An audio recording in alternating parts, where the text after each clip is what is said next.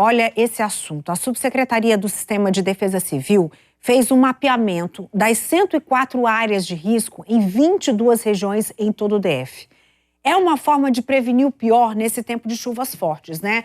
Ao final dessa investigação, um documento é entregue ao governo para a coordenação de trabalhos junto às administrações regionais e quem mais trabalha quando a chuva prejudica as cidades.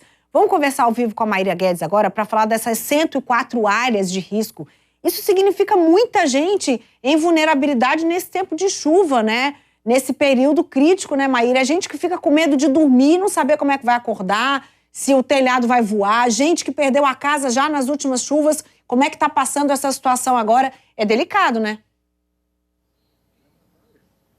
É uma situação bem delicada, até porque a gente vem acompanhando essas últimas chuvas que caíram, causando vários estragos aqui no Distrito Federal. Então, a Defesa Civil soltou esse relatório, viu, Neila, com 104 áreas de risco aqui no Distrito Federal, áreas que vêm sendo monitoradas pela Defesa Civil, e essas áreas ficam em 22 regiões administrativas aqui do Distrito Federal. Os locais que merecem mais atenção com relação aos estragos das últimas chuvas, a gente menciona Ceilândia, Sol Nascente, Pôr do Sol, mas outras áreas também são monitoradas pela Defesa Civil. São áreas que ficam em Vicente Pires, Fercal, Arniqueira, tem também Itapuã, Jardim Botânico, Sobradinho 2, Varjão, Lago Norte, Riacho Fundo, São Sebastião, Santa Maria, Samambaia, Núcleo Bandeirante, Planaltina, enfim. São muitos locais aqui no Distrito Federal que estão sendo monitorados pela Defesa Civil com o apoio de outros órgãos do Distrito Federal.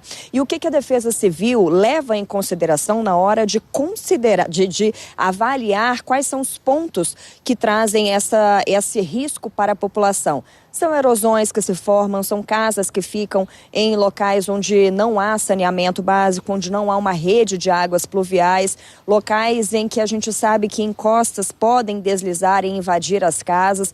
Esses locais todos são monitorados. Aqueles locais onde também há muito lixo, muito entulho, isso também pode trazer um risco para esses moradores. São locais, então, que merecem essa atenção da Defesa Civil, merecem a atenção da população.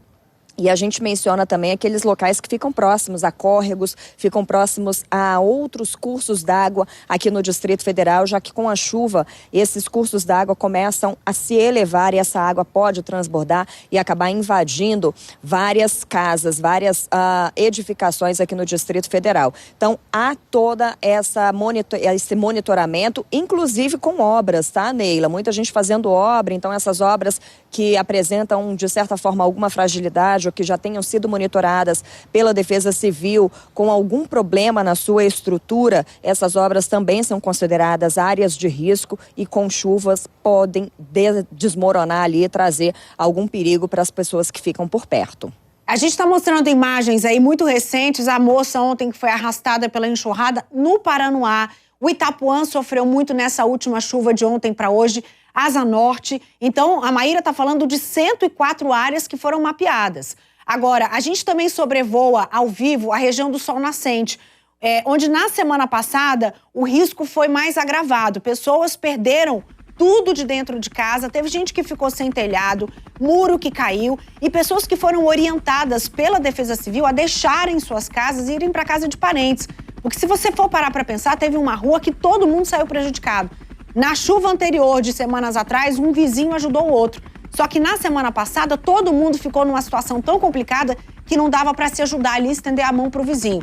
Esse aí é o Sol Nascente. A gente está acompanhando uma rua que, na verdade, não dá nem para chamar de rua, mas é uma rua. Por aí deveria passar carro, deveria ter uma infraestrutura, calçada, as pessoas estão passando ali no meio das pedras, da lama. E essa é a realidade de quem vive no Sol Nascente, onde toda vez que chove é complicado, região de Ceilândia. Muito obrigada, comandante Freire, o nosso repórter cinematográfico Felipe, que está fazendo essas imagens para a gente ao vivo agora. Agora, quem sente que está numa área de risco, se sente inseguro, pode alertar quem? Liga para quem, Maíra? Como uma forma preventiva, viu, Neila? A Defesa Civil, ela coloca o telefone da própria Defesa Civil à disposição da população, é o telefone 99. Nesse telefone pode ser solicitada uma visita, pode ser solicitado que o pessoal da Defesa Civil vá até o local. Se você viu alguma rachadura em casa, se o telhado está caindo, se você está vendo que a terra está cedendo, que a água entra em casa mesmo com uma chuva um pouco mais fraca, que tem um rio, um córrego, que essa água pode subir e você acredita que possa invadir as casas, entre em contato com a Defesa Civil, o telefone é o 199. Vai ser feita uma análise, uma verificação do local e saber se de fato aquela área ali oferece algum risco para a população. Agora, existem orientações para todos nós, para a população em geral, a fim de evitar danos, mesmo para quem não mora em áreas de risco, não é isso, Maíra? E essas dicas têm que ficar aqui na nossa cabeça.